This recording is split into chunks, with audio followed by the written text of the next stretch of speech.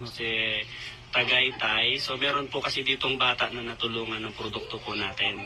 So kung makikita niyo po sa video, maliit na po yung goiter niya na sobrang lambot. Ayan po. Ayan. Na sobrang lambot. Pero dati sobrang laki. So interviewin po natin siya. Ano pangalan mo, ma'am? Si Ma'am Laura. So ilang taon ka na po, ma'am? 15 years old. Okay. Ma'am, gaano po ba kalaki yung goiter mo nung hindi ka pa po uminom ng juice? So halos buo yung leeg na matigas. Okay. Tapos nung uminom ka po ng Opti-Juice, bumababa. Nakailang bote ka na ng Opti-Juice? 3 bote. So nung after nung uminom ka ng 3 boteng Opti-Juice, ano yung naramdaman mo?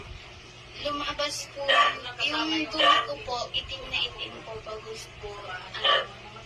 Ano po, minsan po, Mabaho. Ayun, so grabe, no?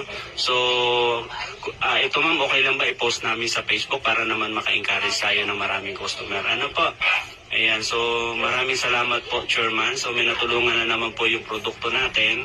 So hingin po natin yung picture niya before po siya uminom ng Opti-Juice. I think napakalaki po talaga ng bukol niya na sobrang tigas dati. Pero ngayon po, parang tubig na lang yung laman. Ayan po. Follow ko ng ito at saka Facebook.